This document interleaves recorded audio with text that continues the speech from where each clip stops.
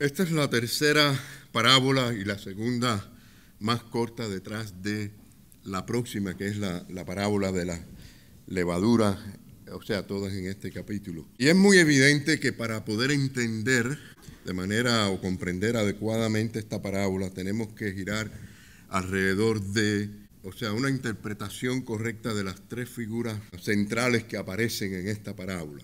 O sea, estamos allí en el capítulo 13. Ustedes van a tener delante allí Mateo 13, versículos 31 y 32. Me refiero al grano de mostaza, al gran árbol, ¿qué significa todo esto? Que surgió allí y también las aves del cielo, que obviamente llegaron a ese gran árbol y se posaron allí y se alojaron en esas ramas. ¿Qué significa todo esto? Así que la pregunta es, ¿qué representa cada una de estas figuras en esta parábola? Ahí está la clave de esto. De verdad, hermano, hay pocos pasajes de las Escrituras que han sufrido este problema de pocos comentarios, de poca información acerca de ellos, como esta tercera parábola, la verdad. Y la cuarta también, que es la próxima que vamos a ver en Mateo 13, quizás por la poca información y por el hecho de que Jesús nos dio una explicación de la parábola como hizo con la primera y con la segunda. Ahora, lo peor de todo es cuando empezamos a leer comentarios por aquí y por allá y encontramos que realmente las enseñanzas o el significado que le dan es contrario a lo que el Señor está tratando de decir. Quizás una de las razones es porque desde un principio, como explicamos cuando empezamos con la primera parábola, había que interpretar bien qué significa esto del reino de los cielos.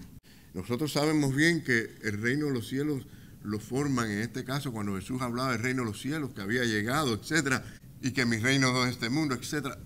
Está hablando de esa iglesia verdadera, de esos creyentes verdaderos que el Señor está edificando. Pero cuando se interpreta esto de otra manera, entonces ya ahí empezamos a cambiar los detalles de la parábola. Y quiero primero darle cuál es la explicación popular que hay allá afuera en los comentarios o libros de comentarios en cuanto a esto. Y ellos dan la explicación de que esta parábola está diciendo de que la iglesia, o sea, los creyentes, están destinados a un éxito mundial, a un éxito extraordinario, a una rápida extensión y que el cristianismo se iba a expandir por todo el mundo, o sea, en grandes proporciones. Y esta es la idea de que esto es lo que está pasando y es lo que va a pasar. Un aumento enorme de creyentes. Pero queremos mostrar, hermanos, que cómo esto es insostenible a la luz de lo que hemos estado diciendo. Si usted escuchó la primera palabra, por cierto, lo puede escuchar en nuestra página, la explicación de las primeras dos. Pero cuando usted lee las primeras dos parábolas se da cuenta. En primer lugar, hay que tener siempre el contexto. O sea, por eso hay que tener constantemente presente que todas estas parábolas, unas tienen que ver con la otra, es parte de un discurso completo, se conectan, no podemos sacarlas de la totalidad. Por lo tanto, sus enseñanzas deben de ser coherentes unas con otras, armoniosas. O sea, no pueden tener diferentes enseñanzas. Y en otras palabras, esta tercera parábola que estamos viendo no puede entrar en conflicto con las primeras dos que hemos estudiado. Así que esto es muy importante. Y lo primero que queremos decir dentro de este primer punto es que en la primera parábola nuestro Señor señaló, ustedes lo recuerdan bien seguro, que la mayor parte de su suelo era desfavorable. Recuerdan que solamente una porción de las semillas cayó en buena tierra, que en lugar de describir en un campo en que todas las semillas cayeron en lugares ideales y que echaron las raíces apropiadas, ¿no? Ustedes recuerdan que algunas cayeron en pedregales, en espinos, otro en suelo duro, una porción en buena tierra. Y además, en lugar de prometer que esta sección de la buena tierra, en la que cayó la semilla en buena tierra, fuera de perfecto rendimiento, más bien el Señor habló de que el enemigo sembraría cizaña dentro aún de la buena tierra. ¿Recuerdan esa parte? O sea, no es un éxito así como quieren muchos decir de un 100%. Es más, el Señor habló que aún dentro de las que producirían unos a 100 y a 70 y otros a 30. Todo eso está dentro del mismo contexto. Por lo tanto, cuando vamos a aprender y vamos a estudiar la palabra, tenemos que estar dentro del contexto de lo que el Señor está diciendo. Y en la segunda parábola, o sea, lo segundo que estamos diciendo de esto, es que nuestro Señor reveló un campo sobre sembrado. Como ya les dije, ¿qué fue lo que sembró Satanás, que vino de noche? ¿Recuerdan esa parte? Cuando estaban durmiendo, ¿no? Sembró la cizaña. Y es más, el Señor mismo dijo que esto debería continuar.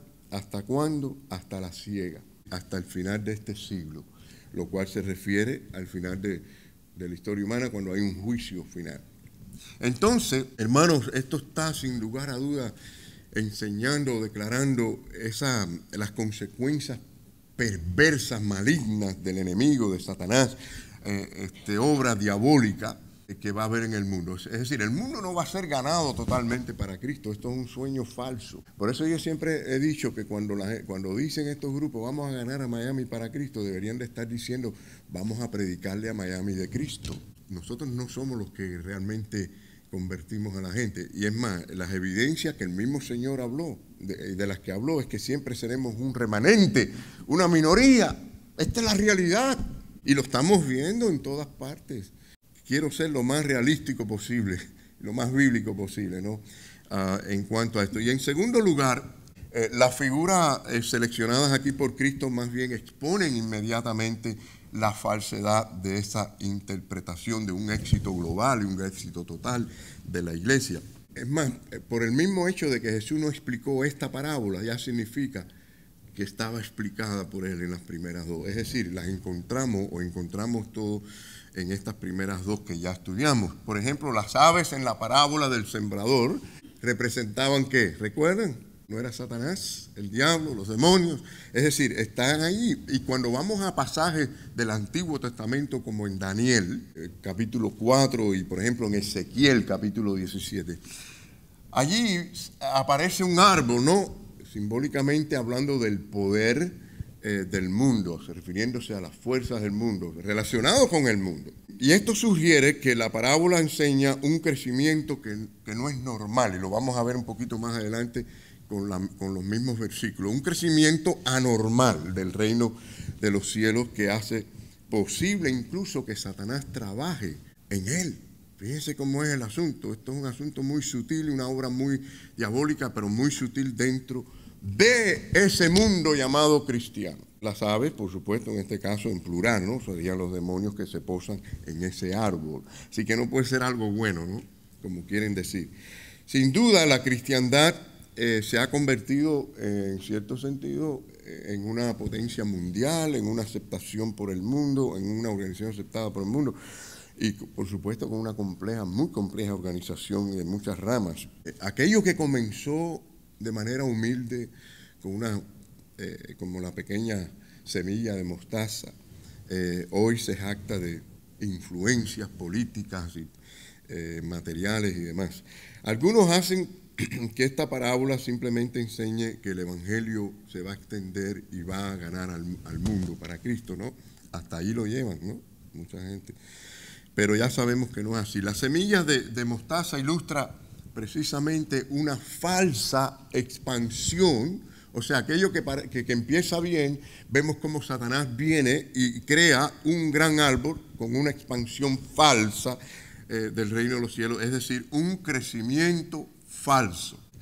O sea, como dice el dicho, no todo lo que los que dicen ser cristianos son, o no todo lo que brilla es oro, ¿no? Y otra vez el Señor dijo muy específicamente que los verdaderos cristianos no eran de este mundo. O sea, estamos en el mundo, pero no somos de este mundo. Y vamos a ver cómo ese cristianismo falso siempre se relaciona con el mundo. Y una vez, un gran árbol con sus ramas altísimas habla de prominencia, de altivez. Pero, hermanos, la humildad y el sufrimiento, escuchen bien, no la prominencia, no la exaltación, más bien son las porciones que identificaron a los verdaderos cristianos del primer siglo y a través de toda la historia. Cuanto más cualquier iglesia de Cristo se va hacia la fama mundial y más se hunde espiritualmente. Mientras más la iglesia de Cristo es abrazada por el mundo y aceptada por el mundo, más significa que está lejos del verdadero testimonio cristiano. Y eso es lo que estamos también viendo en estos tiempos, lo que está representado aquí por este árbol. Fíjense estas palabras tan importantes, el árbol, las aves. La semilla de mostaza es el verdadero cristiano, ¿no? Pero vamos a ver que el verdadero cristianismo es como la hortaliza en el mundo, no un árbol grande. Y lo vamos a ver un poco más adelante. O sea, el árbol de la parábola no es un pueblo que, según aquí en este pasaje, no es el pueblo verdadero cristiano que es peregrino aquí. Este no es nuestro mundo. Y somos como extranjeros aquí, sino que vemos en ese árbol creyentes cuyas raíces se encuentran bien arraigadas profundamente aquí en la tierra. ¿Cuántos cristianos hoy en día en las iglesias están amando más al mundo que a Cristo? Están detrás de las cosas de este mundo y no para hacer tesoros en los cielos, como dice la palabra. Buscar primeramente el reino de los cielos. Pero eso lo hacen los verdaderos cristianos. Hay un cristianismo, un montón de gente que se llaman cristianos, bajo iglesias que se llaman cristianas. Algunas serán buenas iglesias, pero ellos dentro de esas iglesias, como dije, porque recuerden que el diablo levanta cizaña dentro, en el campo donde está la buena tierra.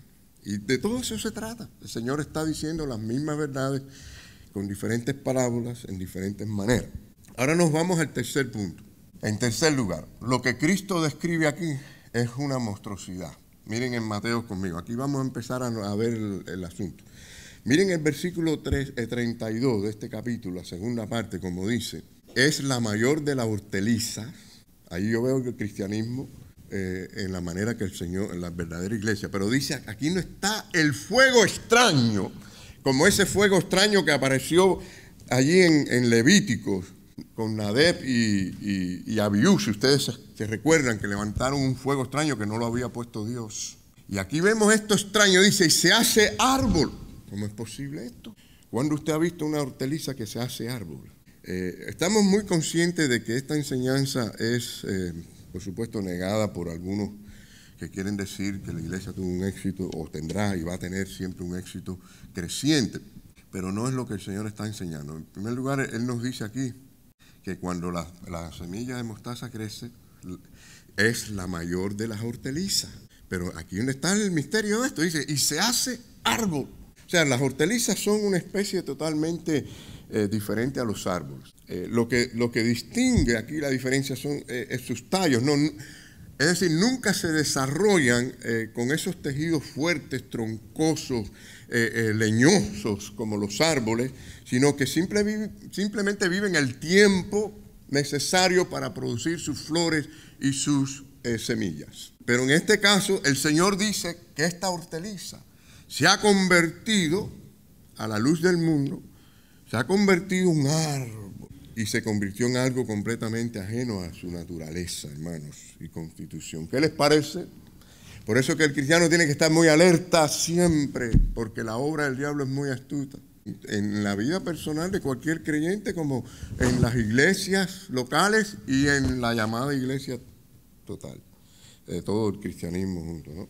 Entonces aquí vemos que la obra grande del diablo en crear un árbol grande de creyentes falsos en el mundo es prominente. Y la pregunta es, ¿cómo es posible que hayan comentaristas y estudiosos de la Biblia que de todos los tiempos que hayan considerado este crecimiento anormal, exagerado, tan explosivo, como un símbolo apropiado del éxito de los verdaderos creyentes de Dios? Es evidente aquí que el campo, a través de todo Mateo 13, ya lo hemos estudiado, es el mundo religioso, porque fíjense que habla de la semilla que creció en pedregales, que parecía al principio verdaderos creyentes. Las que crecieron en los espinos, igual, parecían al principio verdaderos creyentes. Ese es el mundo religioso. El que cayó en la tierra dura estaba allí como oyendo la palabra, pero no le entró. Está en el mundo religioso, pero llenos de falsos creyentes representados por estos diferentes tipos de tierra, y aún en la buena tierra, ahí donde está la predicación, la doctrina verdadera y todo, surgen también las cizañas que el diablo levanta. Entonces, los verdaderos creyentes son peregrinos aquí, hermanos. No están atados al mundo, y esto es lo que quizás, si usted quiere hacerse una evaluación personal, allí es donde está la diferencia. Miren conmigo lo que dijo el Señor Jesús en Juan 18:36. Respondió Jesús. Fíjense, qué interesante, porque cuando vamos a estos grupos futuristas, ellos quieren hablar de un reino que el Señor va a formar aquí por 1000 años. Pero miren, Jesús fue muy claro. Jesús dijo, mi reino no es de este mundo. Si mi reino, eso fue cuando lo fueron a acusar, a crucificar. Si mi reino fuera de este mundo, mis servidores pelearían para que yo no fuera entregado a los judíos. Pero mi reino, ¿qué dijo el Señor? Palabras de Cristo. Mi reino no es ni será, porque es palabra del Señor, de este mundo. Cristo no vino a reinar en este mundo, como quieren decir los futuristas. Es decir, ellos dicen, Cristo vino a reinar, pero los judíos lo rechazaron, entonces hay que posponerlo. Una serie de ideas que ya hemos estudiado, ¿no? En Apocalipsis, como nosotros tenemos la interpretación antigua de las épocas anteriores, no estas interpretaciones del siglo pasado que surgieron ahora y que son muy populares, ¿no? Pero nos damos cuenta que el mismo Jesús dijo, voy pues a preparar un lugar para que donde yo esté vosotros también. Ese es el lugar que queremos, hermano, no un mundo con todos los defectos que vemos aquí. O sea, en este mundo, piensen por un momento, en este mundo donde la carne y el diablo se unen para oponerse a todo lo que es de Cristo, todo lo que pertenece a Dios, ¿puede ser un suelo apto para el cristianismo? O es que, o sea, el mundo tendría que dejar de ser lo que es, enemigo de Dios. Así que la hortaliza se convierte en un árbol, ¿qué les parece? En un árbol. Vamos al cuarto punto. En cuarto lugar, noten el alojamiento de las aves en las ramas de este árbol. Está totalmente en contra de la interpretación popular. Es decir, este árbol le da alojamiento a los demonios. Entonces no puede ser la iglesia verdadera, ¿no, hermano? Dice, de tal manera que vienen las aves del cielo y hacen nidos. Dice el pasaje bíblico en Mateo 13:32. Hacen nidos en sus ramas. Si nosotros comparamos la palabra de Dios con la misma palabra, o sea, escritura con escritura, pasajes bíblicos dentro de ellas, aprendemos que estas aves simbolizan a Satanás y sus agentes. Cuando buscamos, por ejemplo, pasajes que hablan de la paloma, del águila, bueno, representan algo bueno en las escrituras. Pero lo que ahora estamos viendo aquí es esta palabra, aves, que es la misma palabra en griego que aparece en el versículo 4, y está hablando de lo mismo, ¿no? Si vamos a Génesis, por ejemplo, no tenemos, creo que sí, lo tenemos aquí. En Génesis 15:11, allí se nos dicen que descendieron aves de rapiña sobre los cuerpos muertos, es decir, el cuerpo que estaba sacrificando de animales Abraham en adoración a Dios. Y estas aves de rapiñas vinieron ¿a qué? Bueno, de rapiña lo dice, ¿no? A robar, a llevarse, a molestar esa adoración a Dios. Y Abraham tuvo que espantarlas, ¿no? Dice el versículo así, en Génesis 15:11, dice, y descendían aves, y si descendían aves de rapiña sobre los cuerpos muertos. Y Abraham las ahuyentaba, lo que tuvo que hacer Abraham, ¿no? Así que debemos de mantenernos, hermanos, vigilantes. Esto nos dice, así como Abraham tuvo que estar vigilante, porque las rapiñas venían, las aves de rapiña venían a molestar aquello. Él estuvo vigilante, y así tenemos que hacer nosotros con todo nuestro sacrificio espiritual. Cuando usted quiere servir a Dios, cuando usted quiere serle fiel a Dios, el enemigo va a venir a molestarle, porque esa es la obra del diablo. Cuando los pensamientos vanos, es decir, a la manera que aquellas aves, ¿no?, bajan a atacar allí nuestros sacrificios, nuestro servicio, nuestro compromiso con Dios. Y déjeme decirle que hay muchos cristianos que en este sentido están siendo sacudidos y no se están dando cuenta. Te faltan 2 domingos, 3 domingos, un mes y no pasa nada, y están en las cosas del mundo, están aquí, están allá, y no tienen compromiso con Dios, no tienen preocupación de hablarle a nadie de Cristo. Es decir, están viviendo una vida ajena al propósito de la iglesia en este mundo, y no se están dando cuenta, porque esas aves de rapiña están constantemente para estorbar su verdadera adoración a Dios, lo cual no es un culto un domingo, es su vida, su estilo de vida. Así que, hermanos, debemos en este sentido de espantarlos para, como hizo Abraham, esperar adorar a Dios sin distracciones. Sin duda, aquí prefiguran, ¿no?, ese esfuerzo, o prefiguran estas aves, ¿no?, el esfuerzo de Satanás para anular, para dejar sin efecto el sacrificio de los creyentes y la obra del Señor Jesús. Pero, por supuesto que así como el padre Abraham se levantó fuerte en ese sentido, prefigurado en Abraham, ¿no? También el Señor busca impedirlo y tenemos que levantarnos como pueblo de Dios para impedirlo. Miren, por ejemplo, en Deuteronomio 28, 26, encontramos las maldiciones que habrían de venir a Israel por la desobediencia, porque Israel permitió que esas aves de rapiña afectaran sus vidas espirituales. Y dice así la palabra: y tus cadáveres servirán de comida a toda ave del cielo. La última vez que el término aparece en las Escrituras, en Apocalipsis 18, versículo 2, donde se nos dice que la Babilonia caída se convierte en la habitación de demonios y guarida de todos los espíritus inmundos y albergue de toda ave inmunda y aborrecible. Hay que estar alerta. Pero bueno, no hay que salir de Mateo 13, allí está todo el contenido en cuanto a las aves. El mismo versículo 32 y versículo 4 están diciendo lo mismo. Es más, el versículo 19 dice que las aves significan el malo. Ahora, ¿cómo entonces puede este gran árbol representar la verdadera iglesia de Cristo, mientras que sus ramas ofrecen refugio a los demonios y al diablo? Pero en Daniel 4, del 10 al 12, dice: estas fueron las visiones de mi cabeza mientras estaba en mi cama. Me parecía ver en medio de la tierra un árbol cuya altura era grande. Crecía este árbol y se hacía fuerte, y su copa llegaba hasta el cielo, y se alcanzaba a ver desde todos los confines de la tierra. ¡Wow! Tremendo árbol, ¿no? Su follaje era hermoso y su fruto abundante, y había en él alimento para todos. Debajo de él se ponían a la sombra las bestias del campo, y sus ramas hacían moradas en las aves del cielo, y se mantenía en él toda carne. ¿Quién iba a darse cuenta, a menos que Dios lo revelara, ¿no?, a través de Daniel, que esto se refería al rey Nabucodonosor?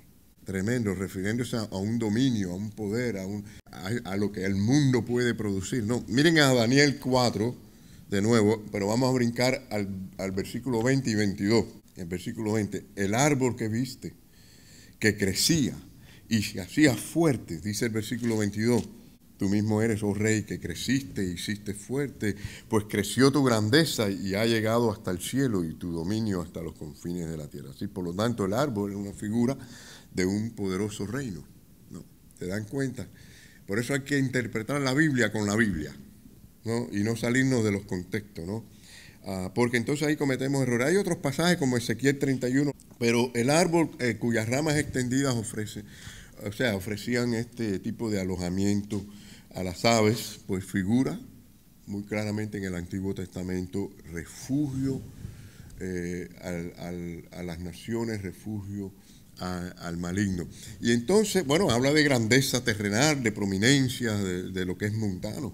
Es decir, que el interés está en lo terrenal. Y la historia de la cristiandad confirma muy claramente esto. Al principio, recuerden que los que llevaban el nombre de Cristo, estos eran un puñado de personas despreciadas, no eran reconocidos ni abrazados por el mundo. Esa es la semilla de mostaza, y esa es la hortaliza, que esa iglesia estaba en diferentes lugares, y esos cristianos perseguidos eran fieles, porque tenían la libertad de Cristo en su sangre, en su corazón. Bueno, los descuartizaban. ¿Cuántas cosas le hicieron a estos cristianos? Los echaban en los fosos de los leones. ¿Cuántas cosas le hicieron a los creyentes? Pero fueron fieles a Dios. Hablando de manera general, bueno, sus seguidores no fueron gente de renombre. O sea, sabemos que hubieron algunas excepciones, pero de ese pequeño rebaño, pocos eran gente prominente o muy estudiosa, incluso muy preparada. Porque vemos, por ejemplo, el apóstol Pablo, un hombre muy culto, pero no todos eran así.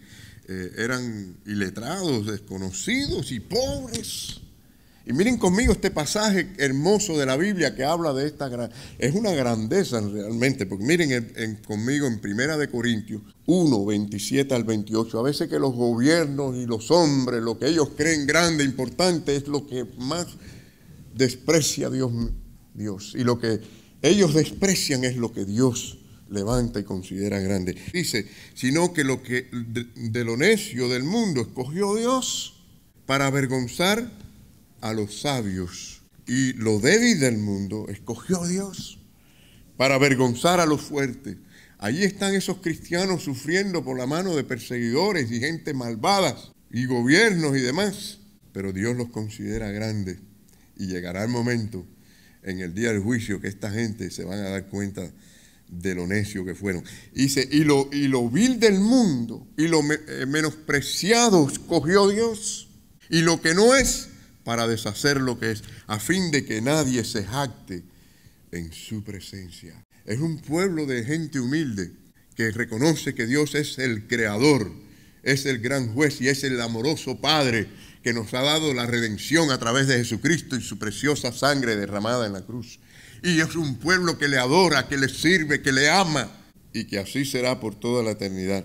A pesar de esto, aunque en un primer momento la causa de Cristo en la tierra fue considerado por la gente tan insignificante, el odio de Satanás hacia la iglesia, fíjense cómo Satanás cambió su sistema, ¿no?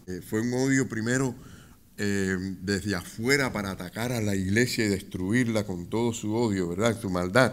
Usó a los emperadores para emitir edictos muy crueles, confiscaron sus propiedades, ¿cuántas cosas? Capturaron a los creyentes, los encarcelaron, los mutilaron, los torturaron, los asesinaron, los prendieron en fuegos, en cruces por toda Roma. ¿Cuántas cosas que están allí en la historia hicieron con los cristianos sin piedad y sin cesar? Y el diablo hizo todo lo que pudo para borrar el nombre de Cristo. Pero ¿saben qué, hermanos? No pudo. Y es ahí donde él cambia para lo que Jesús estaba hablando en esta parábola, de empezar a orar dentro en la iglesia. No pudo de afuera y que comenzaría a orar de adentro. Es decir, mientras más persiguió a la iglesia, más florecía el cristianismo. Como dijo uno de los padres cristianos, dice, la sangre de los mártires fue la semilla de la iglesia. Cuando hay persecución de verdad, se sabe quiénes son de verdad los cristianos. Se saben quiénes son la gente de valor. La gente que saben, algunos por la libertad y en el cristianismo por Cristo, dan la vida. Pero a veces tiene que venir la persecución de ese tipo para que se sepa. Y la iglesia fue refinada en este sentido, ¿no? Pero al encontrar que su fuerza fue en vano, que no pudo con la iglesia, cambió su táctica. Empezó a obrar dentro de ella para formar ese gran árbol del cual estamos hablando. Así que en la primera parábola, el asalto fue desde afuera. Las aves del cielo arrebataron la semilla. En la segunda parábola, sus actividades fueron desde adentro, sembró cizaña en el trigo. Ya en esta tercera ya vemos los resultados tan malignos, tan perversos de esta obra, el efecto dentro del mundo de creyentes, ¿no? La iglesia comenzó a cambiar en ese sentido, la iglesia reconocida, la iglesia nombrada, ¿no? Siempre hubo el remanente fiel. Pero la iglesia conocida, la iglesia nombrada, cambió la verdad, se disolvió la verdad. Es decir, la misma disciplina la dejaron, la abandonaron. Lo que era atractivo al mundo, a la carne, eso sí abrazaron. Eso sí fue prominente. El asunto era un asunto terrenal del hombre. Entonces, el cristianismo dejó de ser odiado por el mundo. Y por eso, hermano, si hay una cosa peligrosa es cuando el cristiano no tiene ningún tipo de persecución. Cuando el mundo nos quiere y cuando el mundo nos abraza y cuando estamos amigos con el mundo, hay serio problema. Hay algo que está mal. Porque la persecución cesó y la causa del Salvador, que era tan despreciado, tan rechazado, pues se hizo popular. Y hermanos, no nos debe asombrar ver cómo hay un crecimiento tan popular entre las iglesias carismáticas, en las iglesias de predicación del evangelio de prosperidad, de palabras de fe y declaraciones y estas cosas, porque se hace popular y la gente abraza todas estas cosas. Así que las verdades distintivas del cristianismo fueron abandonadas y el evangelio fue adulterado. El Imperio Romano, bueno, en el siglo IV, los dirigentes del Imperio Romano, en lugar de odiar al cristianismo, entonces ahora cambiaron, entendieron que era necesario abrazarlo y usarlo para tener más control y más poder en el mundo. Y en los días de Constantino, así la llamada Iglesia y el Estado se unieron y se convirtieron en un vasto sistema religioso, el gran árbol. Y eso continúa, hermanos, hasta los días de hoy. Nunca es ese árbol, es ese aposento alto, esa humilde iglesia pequeña, ese grano de mostaza que está en todas partes, porque ese es el verdadero cristianismo. Así que tengamos esto en cuenta, hermanos, cómo el enemigo trabaja desde adentro. En la primera parábola el diablo arrebató parte de la buena semilla. En la segunda se le ve involucrado en el trabajo de imitar al sembrador y sembró cizaña. Y aquí en la tercera se nos muestra un cristianismo corrompido, un cristianismo ofreciéndole refugio al mismo diablo. Estemos alerta, seamos fieles al Señor, agarrémonos de la palabra del Señor, no aceptemos imitaciones ni nada que esté fuera de la palabra del Señor. Así que uno que abraza al mundo y que busca la felicidad en el mundo, ese no es identificado con el que tiene a Cristo en su corazón y busca llenar su alma con la palabra misma de Dios. El Señor nos enseña y nos ha llamado a dejar al mundo y seguir a Cristo. ¿No es así? Como dice un himno, hay un himno que dice, deja al mundo y siga a Cristo. ¿Recuerdan ese himno? Qué bonito ese himno. Esto es un himno que habla de esto mismo. Debemos de amar a Dios sobre todas las cosas. Y por supuesto estamos viendo una iglesia, ese árbol grande que hoy en día no predica el arrepentimiento de pecado. No le quiere decir al hombre acerca del pecado. Todo es declaraciones de fe y cosas positivas, un positivismo tremendo. Pero la verdad del problema espiritual no lo quieren decir. Y hay que arrepentirse, hermanos. Si alguno de nosotros ahora es pensando y meditando en esto y dice, Señor, yo no he sido ese cristiano que yo debiera ser. Mi mente está más en las cosas del mundo, en las preocupaciones del mundo, lo que sea. Y quieres venir al Señor, lo haces o lo debes hacer con arrepentimiento. No tiene que saberlo el mundo entero, pero el Señor sí. Y usted puede venir delante del Señor y abrazar la cruz de Cristo y su obra redentora. Que el Señor nos limpia. Dice la palabra que la sangre de Cristo nos limpia de todo pecado. Hay un versículo muy lindo que dice en Mateo 16, 24, dice, si alguno quiere venir en pos de mí, niéguese a sí mismo, tome su cruz. Cuando Cristo habló de cruz, habló de que esté dispuesto a morir, porque eso es lo que conocían en esa época. Cuando se hablaba de cruces, se hablaba bueno, había un dicho que decía que en Roma no había suficientes árboles para tantas cruces y tantas ejecuciones. Así que cuando Cristo le dijo a esa gente, tomen su cruz y me siguen, estén dispuestos a dar su vida por mí. ¿Cuántos aquí estamos dispuestos a dar la vida por Cristo? Bueno, yo sé que en un sentido la gente muy rápido dicen a veces, yo estoy dispuesto a morir por ti. Y entonces, como le dijo una vez el esposo a la esposa, yo estoy dispuesto a hacer todo por ti, mi vida. Yo nado los ríos, me tiro al mar, lo que sea. Y entonces ella le dice, después más tarde le dice, mi vida, vamos a la playa, vamos a disfrutar de la playa. Y entonces yo quiero disfrutar la playa. Y dice, no, pero es que está muy fría el agua. Y entonces no la complació a ella en eso, ¿no? Pero estaba dispuesto a nadar mares y a hacer de todo por ella, ¿no? Es decir, hermanos, es muy fácil decir, yo estoy dispuesto a dar mi vida por Cristo.